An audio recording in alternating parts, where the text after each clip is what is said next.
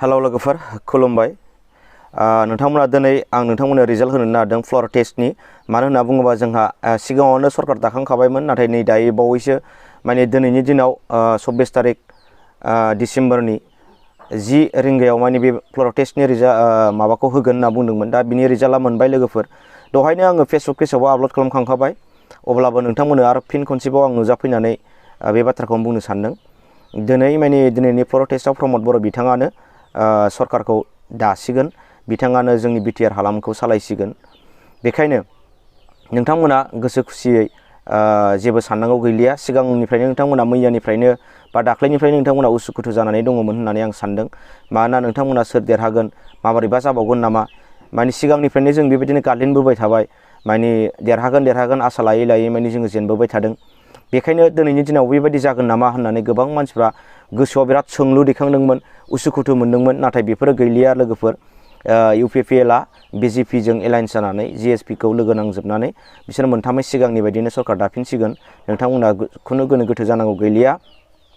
दा रायजोफोरनि सिगाङाव आंनो बेनो मोनसे मेसेज, जोङो देरहादों होननानै जेनेबा बांद्राय अभार जाहाथे देखाया, बयबो मोजाङै मोजां थालायो आरो मोजाङै मोजां सानलायो। माने जोंनि समाजखौ बोरै फोसाबनो हानो, नोंनि गामिखौ, नोंनि एरियाखौ आरो नोंनि सोरगिदिं जोंनि बिटिआर हालामखौ बोरै गोजोन थासारि खालामनो हायो, मोजां लामाजों बोरै दैदेनलांनो हायो, जों बेखौ साननायनिसो दा सम जाबाय। बेखायनो नोंथांमोनहा रंजानायजों लोगोसे मोजां खामानि मावनो, मोजां साननो हनो जों बेखौ सोलोंदो। मानो होनना बुङोबा जोंनि गोसो गोरबोआ जेब्ला मोजां जायोब्लासो जोङो गासैखौबो मोजां साननो हायो। जोंनि मोगथां मुलुगनि मावनाय खामानि दामानियाव मोजां जायो। जोंनि गोसोखौ सिगां जों बुरखायना लाखिग्रोनांगौ। जेब्लाबो अहं साननाय, जेब्लाबो गाज्रि साननाय, बेफोर साननायखौ जोङो गोसोनिफ्राय जालदाब गारनो हायोब्लासो जोंनि मोगथाङाव खामानि मावनायाबो मोजां जायो। बेखायनो फै जोङो प्रमद बर' बिथांखौ हेफाजाब होनि मोजां खामानि मावनायाव, बिथांनि बिटिआर ओनसोलखौ जौगाहोनायाव, जोंनि फारफ्रोमनिबो बर' फिसाफोरनि जौगानायखौ खामानि मावनायाव बिथांखौ जों हेफाजाब होनो बयबो हानजा हानजा ओंखारबो, बिथांनि साननायखौ, बिथांनि हनायखौ मदद होबो। बेखिनिखौ आं नोंथांमोनखौ खावलायबाय।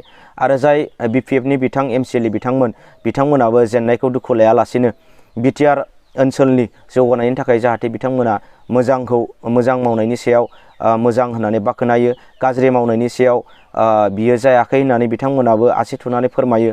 आं बिथांमोनखौबो खावलायबाय। बिथांमोनाबो नेक्स्ट बाराव जुदि प्रमद बर' बिथाङा मोजां खामानि मावलांनो हायाबा बिथांमोनानो 5 बोसोरनि उनाव निस्सय देरहाफिनगोन।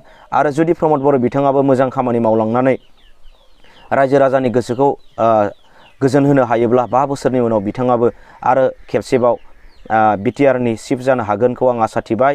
बेजों लोगोसे जोंनि गासै बिटिआर हालामनि रायजो राजा नोंथांमोनखौ खुनु गोनो गोथो साननांगौ गैलिया आरो गिनांगौ गैलिया होननानै आङो नोंथांमोननो फोरमायहरबाय।